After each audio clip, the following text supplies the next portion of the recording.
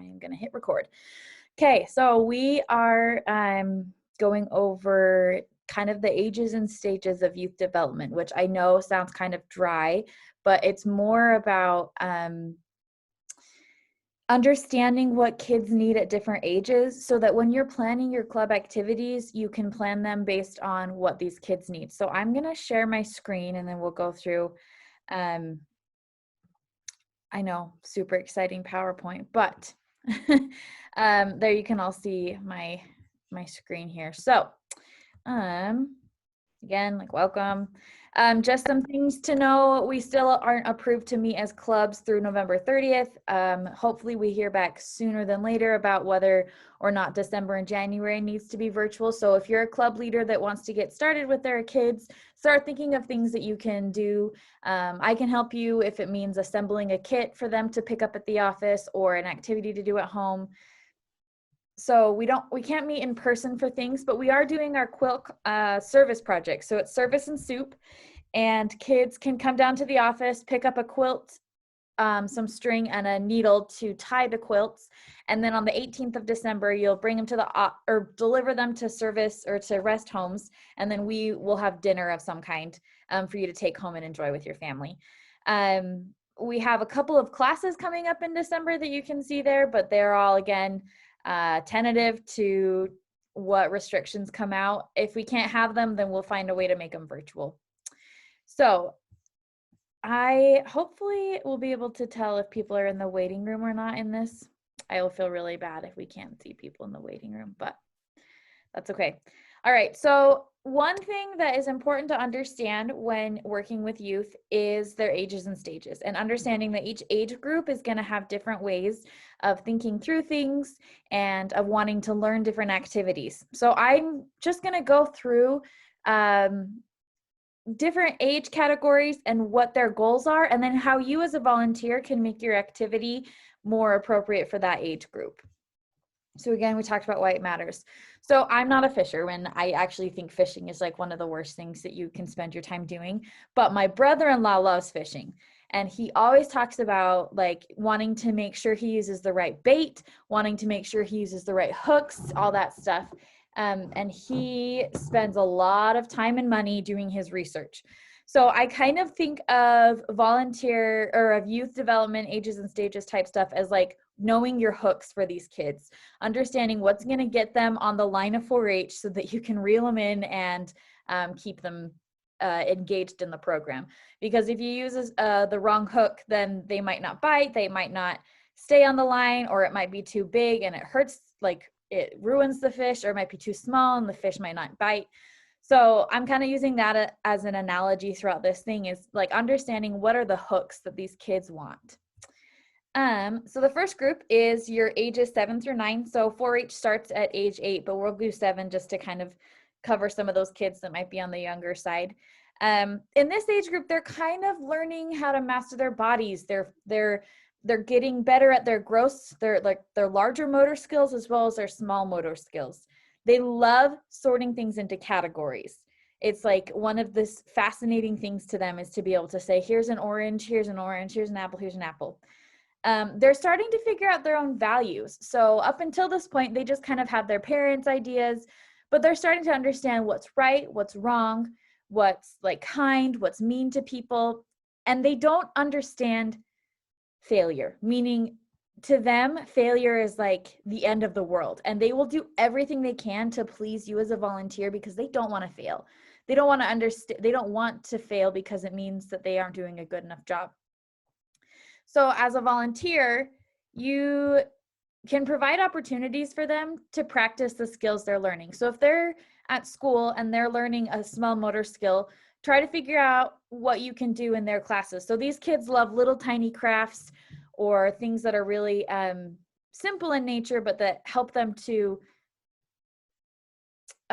expand on their gross and fine motor skills. And then encouraging them to collect things. So this is the fun group to say things like, hey, we're gonna go on a hike and we're gonna find all of the maple trees that we can see. Or, okay, everybody pick up 5 blue rocks. And they love to make the connections to the real world in collecting things. and then help them learn about their own standards. So don't push your own agendas on them, but help them see how maybe right and wrong is different for different people, but how there are general principles that kids need to, or that they can apply. And then have regular sessions to talk with them about their goals. Like, it doesn't mean like sit down with them like every time with a piece of paper, but just say like, hey, I noticed that you've been working on, keeping track of your grain with your pig. How's that going? Like, do you feel like you need help? Like, what can I do as a leader? So showing interest in them will help them see that, like, if they do fail, it's a learning opportunity. So then they can come to you and say, volunteer, like, I really wanted to make this tomato really big, and I feel silly because I didn't reach my goal, and you can help them that way. Most kids aren't going to just come to you though. So it's about you making the extra step to go out of your way to talk to them and say, hey, how's this coming along? Okay, the next section is ages 10 through 11. This age group, they start to get into more concrete thinking. So they're more attentive if they can do. They're the rowdy bunch that they just need to be as much hands-on as possible. They're not going to sit and listen to a PowerPoint. They need to have things to touch and to hold and to experience. And they want so badly for approval from us. So constant, like, hey, you're doing a good job. Like, yeah, that's excellent. Like, good for you. You knew what kind of bug that was. Or like, I love the way that you coded that program. That was excellent. But they're also really embarrassed about being better or worse than their friends. They're not really competitive yet. They are still trying to figure out themselves. And by doing so, they kind of hide. They want to blend as much as possible. So like, if you point them out in front of the group, they're going to feel really awkward, whether that's for good or for bad. They want to be seen as equal to their peers. And so make sure that you're not highlighting them, or, I mean, you can praise them, but they don't like it. And then they love exploring new and a variety of activities. So this is really where like that 4-H spark catches, is in this age group, where they're trying to kind of figure out, okay, this is the stuff that I like, and this is the stuff that I don't like. So I've heard once that if you're stressed, you should go back to doing the things you loved to do when you were 10, because those are your hobbies that were really important to you. So in this stage, they're figuring out what kind of stuff they do and what they love. So like for me, it was like music, writing, teaching, those kind of things. So as a volunteer, hands-on activities. Like 4-H is already very hands-on in the way that we teach our youth, but making sure that you have, they are cooking, they are walking the animal. They're the ones helping you pick out the fabric at the store. And offer them lots of encouragement, even for just small successes. Like, hey, I saw that you threaded the sewing machine perfectly, like, excellent job. But like we said, we can't go like, hey, look at Alicia's sewing machine, because they're going to hate that. But you can go up to them and say, hey, I noticed that you did this really well. And they need to have lots of physical involvement as well. So lots of games, lots of activities for them to move around, which is hard with COVID. And I understand that. Which is why I think this age group does really well with hands-on take-home kits. So things that they can just work on their own and then come back and report. But then help them see that they've improved, but you don't have to compare them to others. Like, they will really hate that. So then the next age group is 12 to 13. This is when like puberty starts for most kids, and they start to notice changes in their bodies and their beliefs. They are really self-conscious of that because they don't know what's happening, and they have all these hormones and they're confused, and they just want to be part of something and feel more responsible for their own growth and goals. And they can move from more concrete to more abstract thinking. They can understand bigger concepts. These are kids when they start to understand what like leadership means, what they get better at understanding why we like make records, that kind of thing. So as volunteers, we just need to accept these changes and provide positive reinforcement. I had a kid in a class once that was so rowdy, and I just think he was confused with what was happening. He was going through, you could tell with his voice, just some really hard things, and he just needed somebody to tell him that he was fine and that he was doing a good job. So provide opportunities for them to be independent while also having them with minimal guidance. So ask them, okay, for this club meeting, what do you guys want to learn about? If you have older kids and younger kids in your club, maybe use these older kids as the leaders say, hey, leaders, what do you think the rest of our club could be interested in? Do we want to go for a hike up to the water district and to learn more about how water works in our environment? Or do we want to do a paddleboarding activity? You know, what do you guys want to do?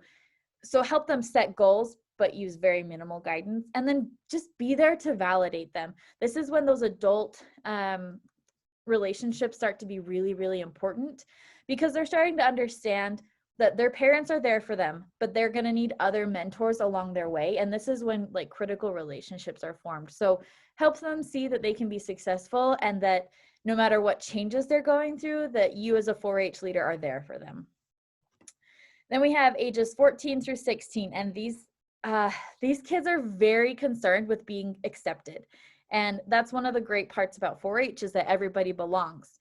They want to be part of a group. This is when they start to get into their activities at school, maybe. I don't want to say cliques, but their groups kind of form. They want to show that they are responsible, and that they are contributing to their group. They've mastered abstract thinking, and they can create solutions on their own. So you as a volunteer can help guide their conversations. So this is your team leaders. These are your teen council, junior youth council, whatever's. And they can pretty much manage themselves, because they've become aware of their skills and talents. And you can say, hey, we need X, Y, and Z done.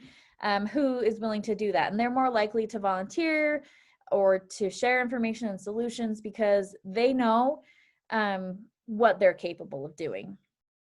And they're also starting to think more of the future. So this is the age group that when I plan activities for this age group, it's less of hands-on type stuff and more like, how can what I'm learning here translate into future jobs or college, that sort of thing. So as a volunteer, help them discover their own special talents and make goals to improve on them. So I don't know where I heard this example, but they said there was a girl in a club who was really shy, and she didn't feel like she was contributing much, and they needed to design a t-shirt, and they found out that she loves art. And so they had her design the t-shirt for their club, and she just blossomed after that because she felt needed. So use their talents and use what they have already to offer to plan your club activities, and use them to teach the younger kids.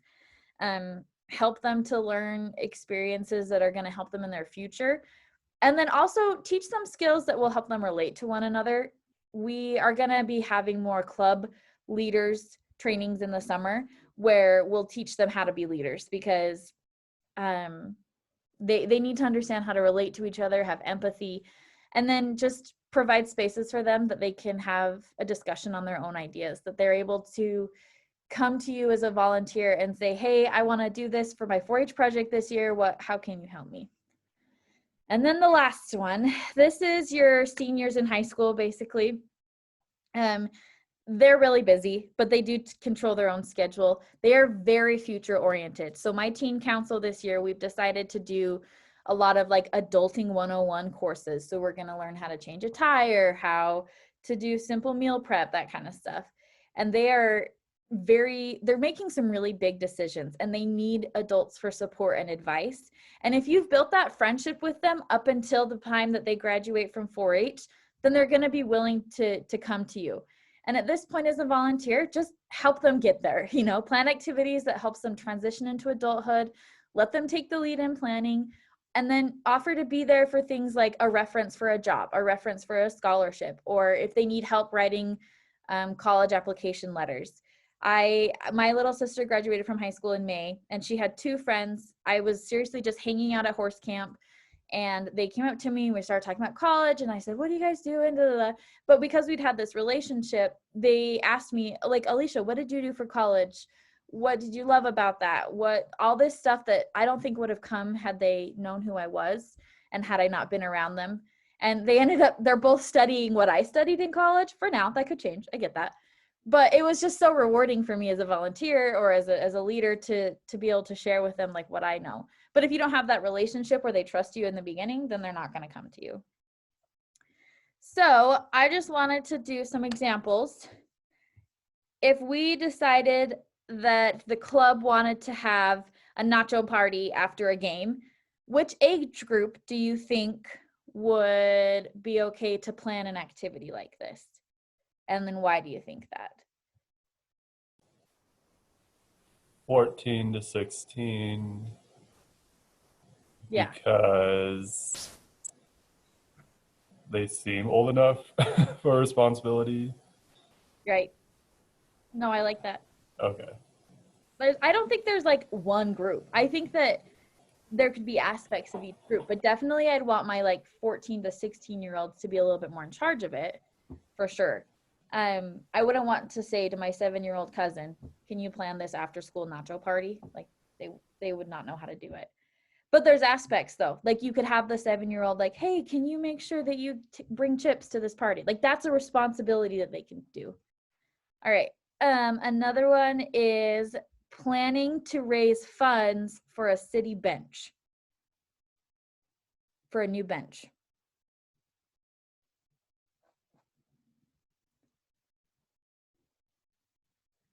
Which age group could that be?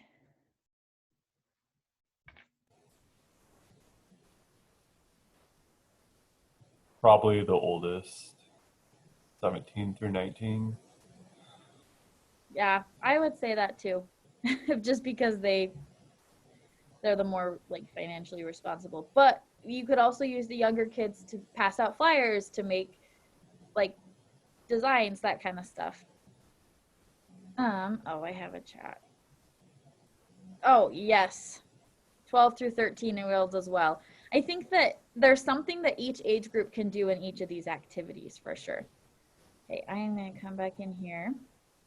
All right, so now that you kind of understand just the basics of what each of these age groups, I hope this helps you to plan your club activities more, and to understand what each of these age groups will need. Like if you have a club and you notice it's mostly younger kids, you need to adjust. Versus if you have a club and it's mostly older kids, then you know they're going to be a little bit more independent. You don't have to plan as much. Do you guys have any questions, thoughts, comments, or Thanksgiving recipes to try? I just got my food assignment. I'm making pumpkin pie. So This was interesting. Like I predominantly work mostly with adults. I didn't realize there's like different levels for like youth and how they think. It'll help me do better because I feel like I just treat everyone the same level when really it should be more structured to their age group. mm-hmm. Well, it goes back to the fish thing. How can you catch the fish if you don't know the right hook? Mm-hmm. So no, I love that. Okay, well, I love these short and fast trainings. These are going to be in the Google Drive along with all of our other trainings about finances and G Suite and all that stuff. So you can access that if you have any questions. But thanks everybody and have a happy Thanksgiving. See ya. Thank you.